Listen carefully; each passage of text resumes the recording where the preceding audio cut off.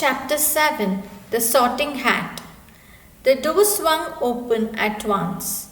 A tall, black haired witch in emerald green robes stood there. She had a very stern face, and Harry's first thought was that this was not someone to cross. The first years, Professor McGonagall, said Hagrid. Thank you, Hagrid. I will take them from here. She pulled the door wide. The entrance hall was so big you could have fitted the whole of the Dursleys' house in it. The stone walls were lit with flaming torches like the ones at Gringotts.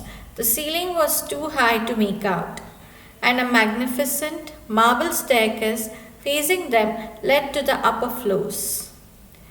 They followed Professor McGonagall across the flat stone floor. Harry could hear the drone of hundreds of voices from a doorway to the right. The rest of the school must already be here, but Professor McGonagall showed the first years into a small, empty chamber of the hall. They crowded in, standing rather close together than they would usually have done, peering about nervously. Welcome to Hogwarts, said Professor McGonagall. The start of term banquet will begin shortly, but before you take your seats in the Great Hall, you will be sorted into your houses. The sorting is a very important ceremony because while you are here, your house will be something like your family within Hogwarts. You will have classes with the rest of your house, sleep in your house dormitory, and spend free time in your house common room. The four houses are Gryffindor, Hufflepuff, Ravenclaw, and Slytherin. Each house has its own noble history, and each has produced outstanding witches and wizards. While you are at Hogwarts, your triumphs will earn your house points, while any rule breaking will lose house points. At the end of the year, the house with the most points is awarded the House Cup, a great honor. I hope each of you will be a credit to whichever house becomes yours. The sorting ceremony will take place in a few minutes in front of the rest of the school. I suggest you all smarten yourselves up as much as you can while you are waiting. Her eyes lingered for a moment on Neville's cloak, which was fastened under his left ear, and on Ron's smudged nose. Harry nervously tried to flatten his hair. I shall return when we are ready for you, said Professor McGonagall. Please wait quietly. She left the chamber. Harry swallowed. How exactly do they sort us into houses? He asked Ron. Some sort of test, I think. Fred said it hurts a lot, but I think he was joking. Harry's heart gave a horrible jolt. A test in front of the whole school? But he didn't know any magic yet. What on earth would he have to do? He hadn't expected something like this the moment they arrived. He looked around anxiously and saw that everyone else looked terrified too. No one was talking much except Hermione Granger, who was whispering very fast about all the spells she had learned and wondering which one she would need. Harry tried hard not to listen to her. He had never been more nervous. Never. Not even when he had to take a school report home to the Dursleys, saying that he had somehow turned his teacher's big blue. He kept his eyes fixed on the door. Any second now, Professor McGonagall would come back and lead him to his doom. Then something happened which made him jump about a foot in the air. Several people behind him screamed. What the? He gasped. So did the people around him. About 20 ghosts had just streamed through the back wall, pearly white and slightly transparent. They glided across the room, talking to each other and hardly glancing at the first years. They seemed to be arguing. What looked like a fat little monk was saying, "Forgive and forget." I say we ought to give him a second chance. My dear friar, haven't we given Peeves all the chances he deserves? He gives us all a bad name, and you know he's not really even a ghost. I say, what are you all doing here? A ghost wearing a ruff and tights had suddenly noticed the first years. Nobody answered. New students, said the fat friar, smiling around at them. About to be sorted, I suppose. A few people nodded mutely. Hope to see you in Hufflepuff, said the friar. My old house, you know. Move along now, said a sharp voice. The sorting ceremony is about to start. Professor McGonagall had returned. One by one, the ghosts floated away through the opposite wall. Now, form a line, said Professor McGonagall to the first years, and follow me. Feeling oddly as though his legs had turned to lead, Harry got into line behind a boy with sandy hair, with Ron behind him, and they walked out of the chamber, back across the hall, and through a pair of double doors into the great hall. Harry had never even imagined such a strange and splendid place. It was lit by thousands and thousands of candles, which were floating in mid-air over 4 long tables, where the rest of the students were sitting. These tables were laid with glittering golden plates and goblets. At the top of the hall was another long table where the teachers were sitting.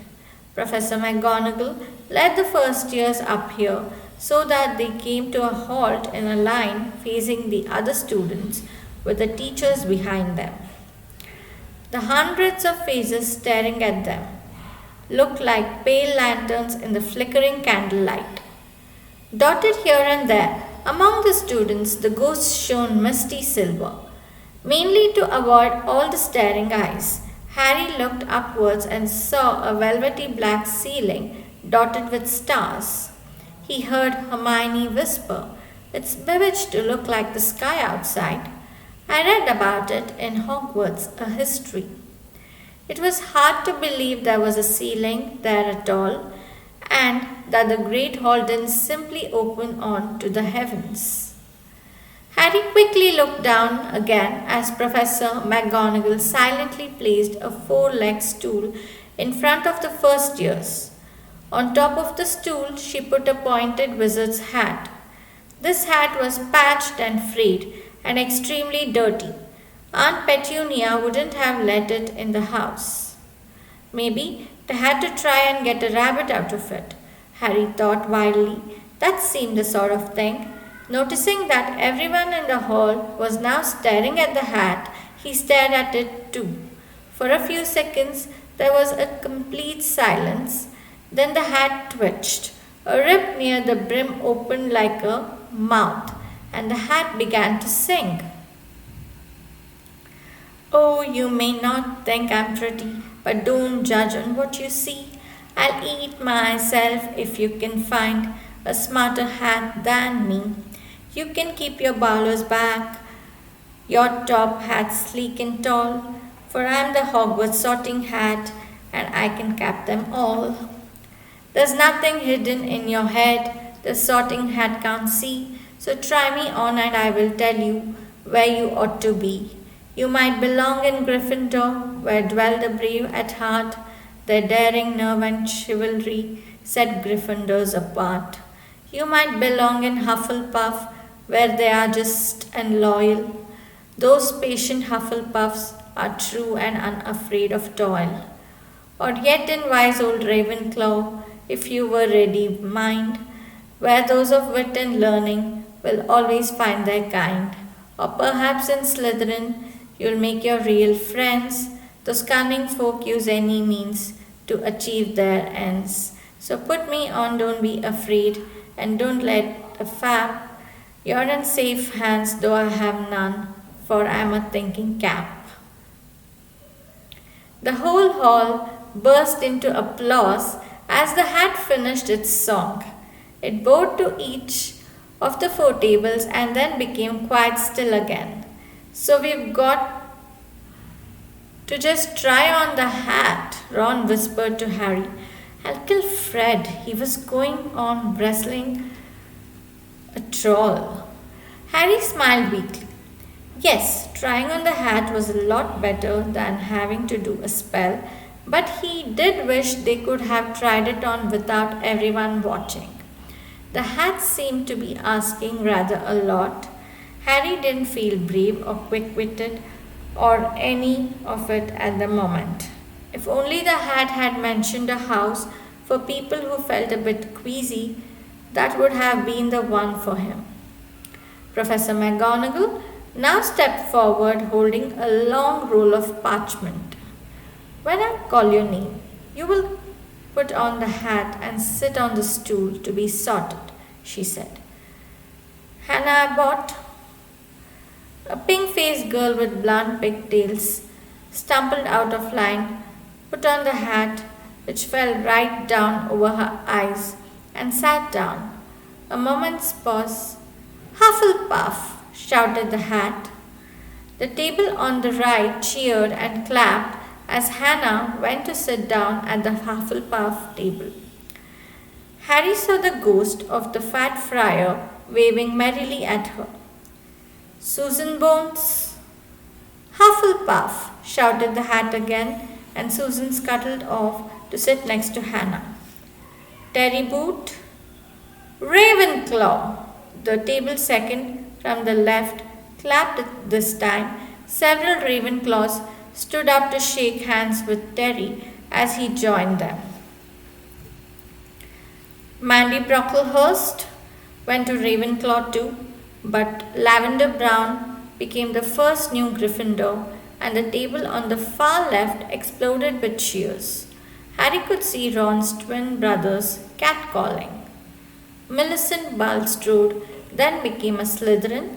Perhaps it was Harry's imagination.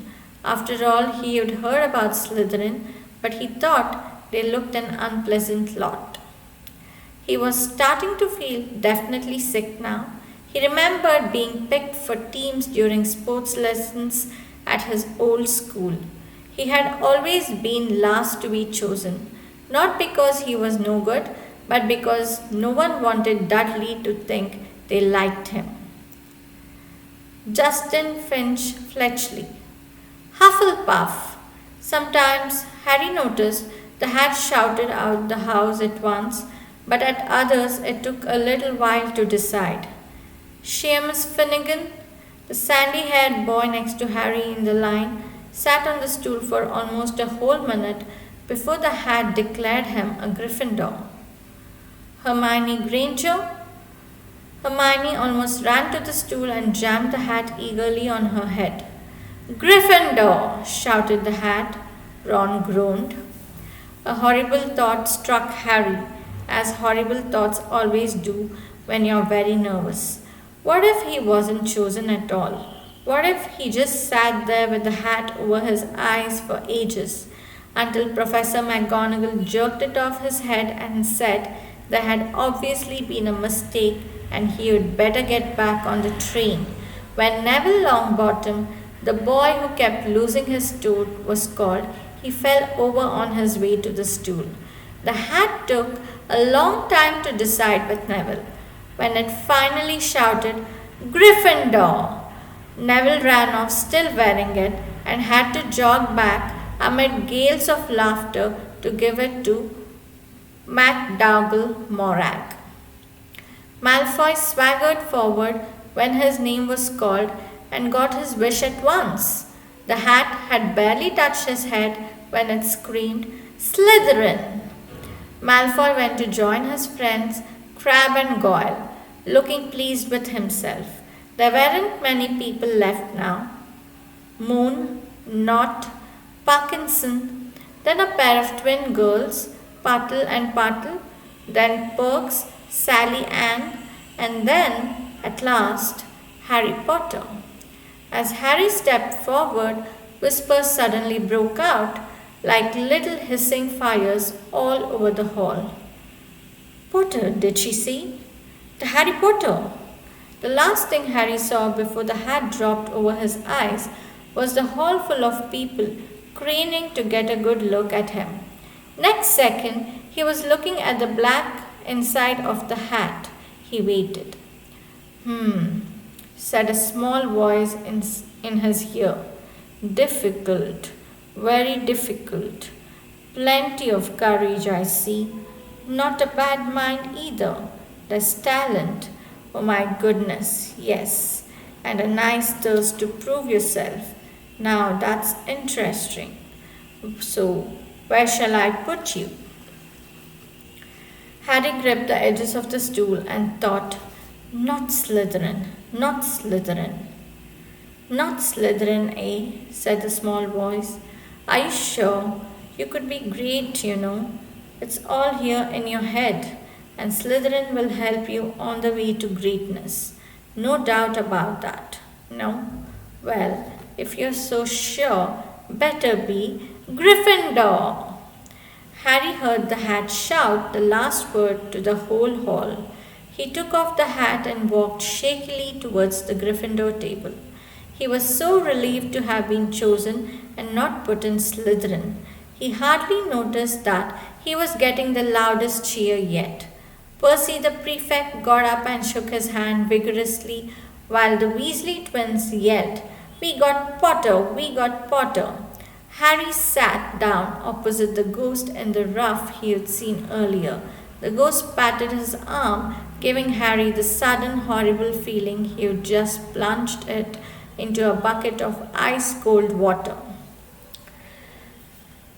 He could see the high table properly now. At the end nearest him sat Hagrid, who caught his eye and gave him the thumbs up. Harry grinned back, and there, in the center of the high table, in a large gold chair, sat Albus Dumbledore.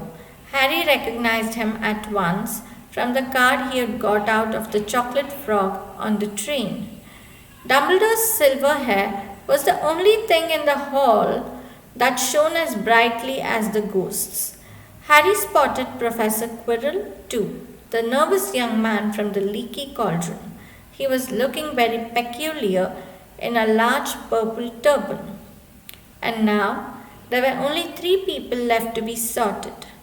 Turpin, Lisa, became a Ravenclaw, and when it was Ron's turn, he was pale green by now. Harry crossed his fingers under the table, and a second later the hat had shouted, "Gryffindor!" Harry clapped loudly with the rest as Ron collapsed into the chair next to him. "Well done, Ron. Excellent," said Percy Weasley pompously across Harry as Blaise Zabini was made a Slytherin. Professor McGonagall rolled up her scroll and took the sorting hat away. Harry looked down at his empty gold plate. He had only just realized how hungry he was. The pumpkin pasties seemed ages ago. Albus Dumbledore had got to his feet. He was beaming at the students, his arms open wide, as if nothing could have pleased him more than to see them all there. "Welcome," he said. "Welcome to a new year at Hogwarts. Before we begin our banquet, I would like to say a few words, and there are Nitwit Blubber Oddment Tweak. Thank you." He sat back down. Everybody clapped and cheered. Harry didn't know whether to laugh or not. "Is he a bit mad?" he asked Percy uncertainly. "Mad?" said Percy airily.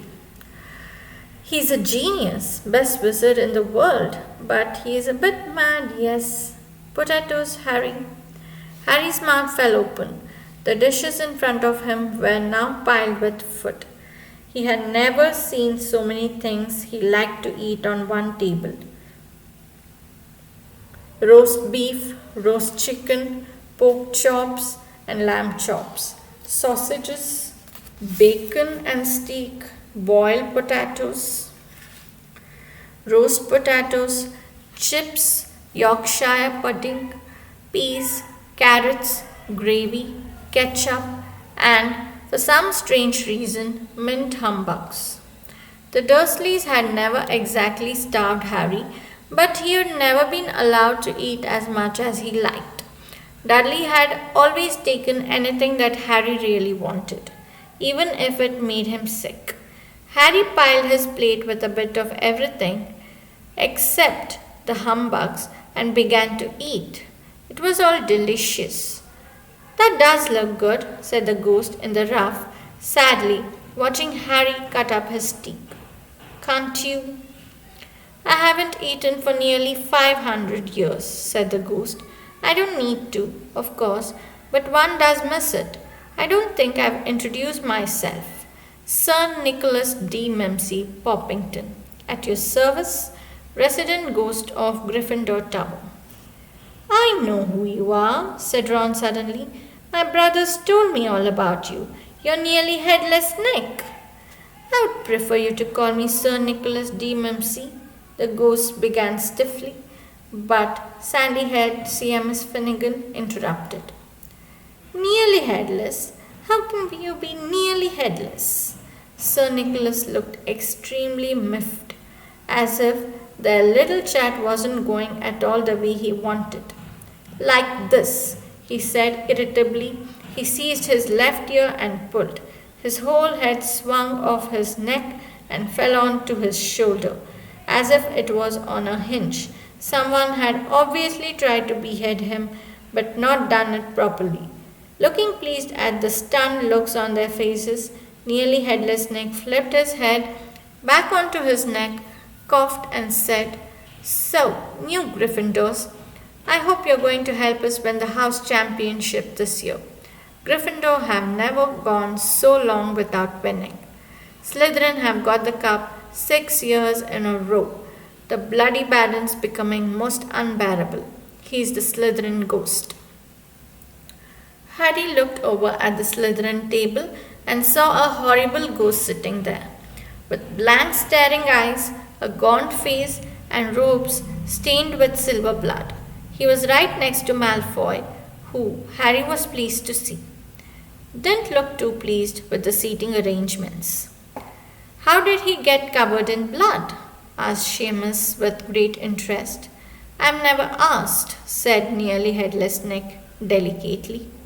When everyone had eaten as much as they could, the remains of the food faded from the plates, leaving them sparkling clean as before.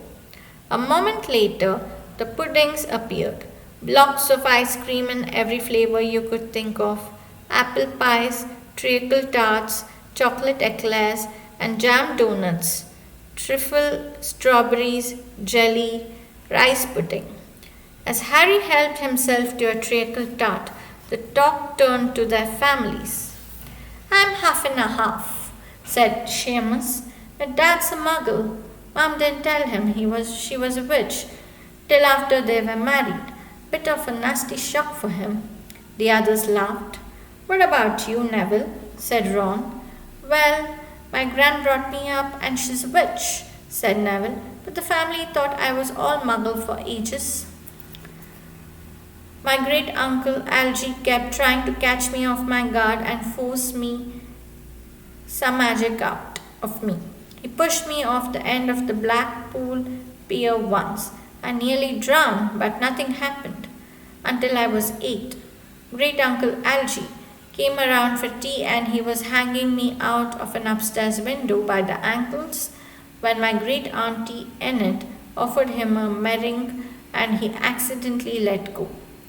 But I bounced all the way down the garden and into the road. They were all really pleased.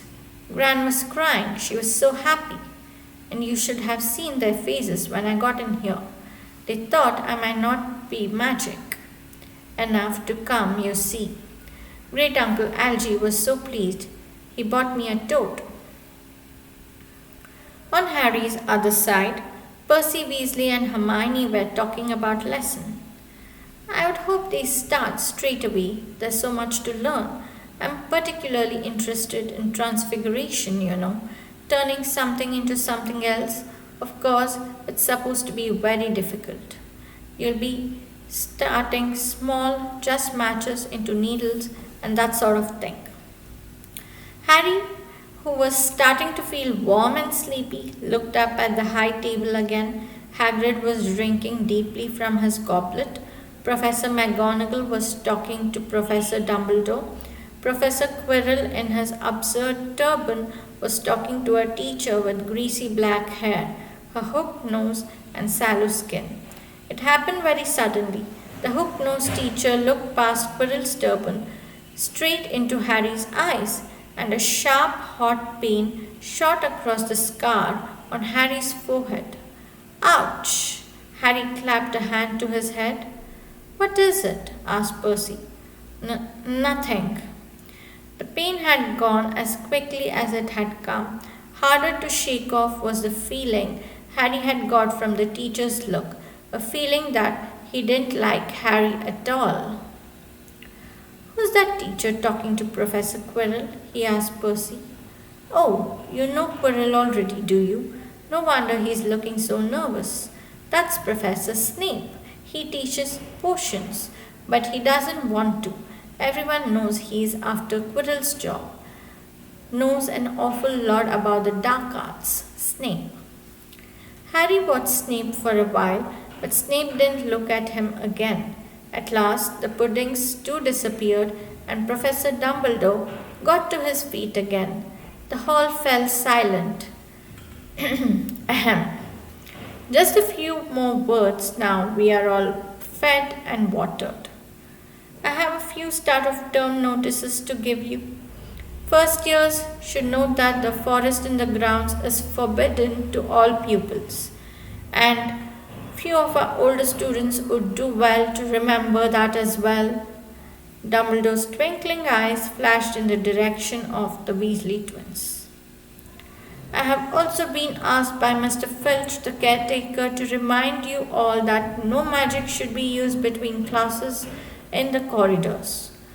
Quidditch trials will be held in the second week of term. Anyone interested in playing for their house teams should contact Madam Hooch. And finally, I must tell you that this year, the third floor corridor on the right-hand side is out of bounds to everyone who does not wish to die a very painful death. Harry laughed, but he was the one of the few who did.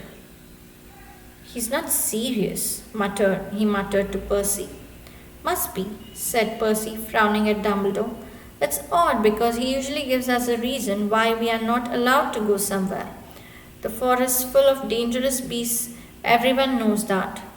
I don't think he might have told us prefects at least. And now, before we go to bed, let's sing the school song, cried Dumbledore. Harry noticed that the other teachers' smiles had become rather fixed. Dumbledore gave his wand a little flick as if he was trying to get a fly off the end, and a long golden ribbon flew out of it, which rose high above the tables and twisted itself snake-like into words.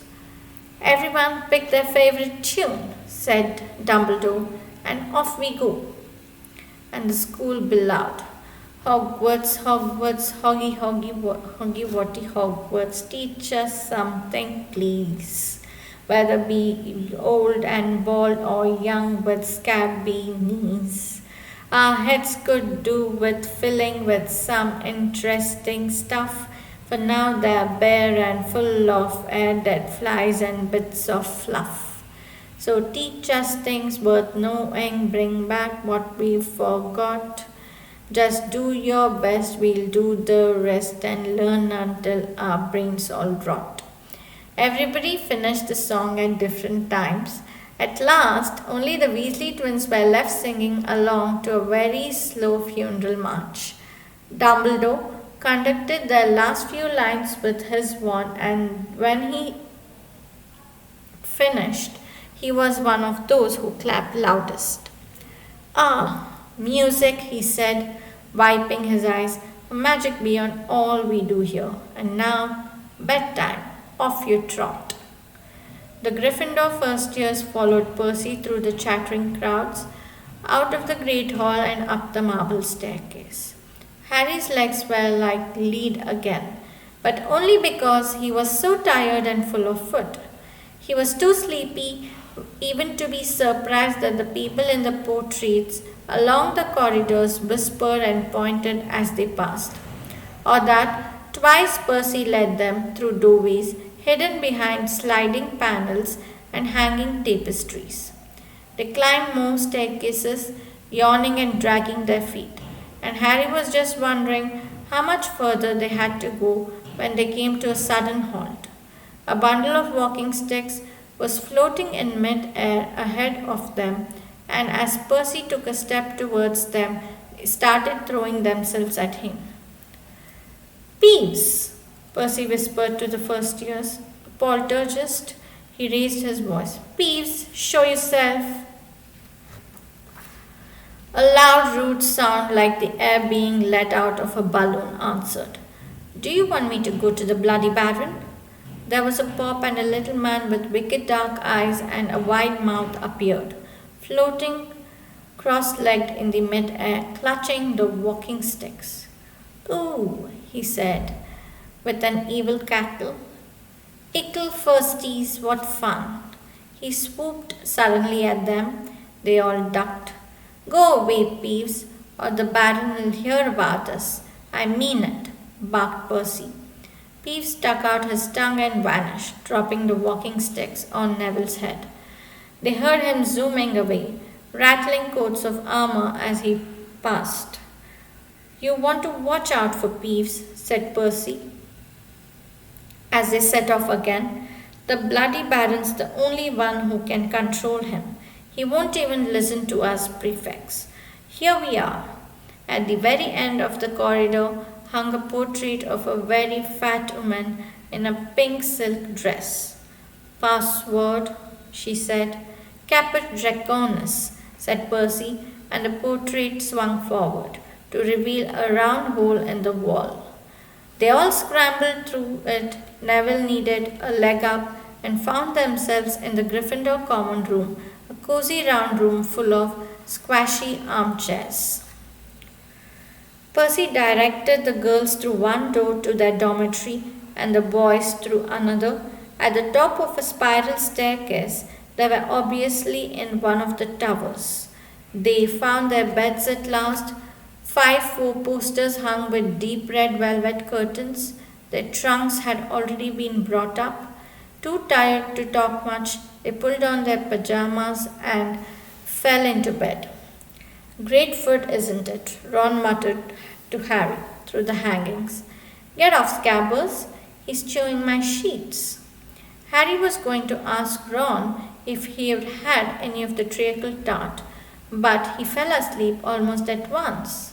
Perhaps Harry had eaten a bit too much because he had a very strange dream. He was wearing Professor Quirrell's turban, which kept talking to him, telling him he must transfer to Slytherin at once, because it was his destiny. Harry told the turban he didn't want to be in Slytherin. It got heavier and heavier. He tried to pull it off, but it tightened painfully, and there was Malfoy laughing at him as he struggled with it. Then Malfoy turned into the hook-nosed teacher Snape, whose laugh became high and cold. There was a burst of green light and Harry woke, sweating and shaking. He rolled over and fell asleep again, and when he woke next day, he didn't remember the dream at all. End of chapter 7.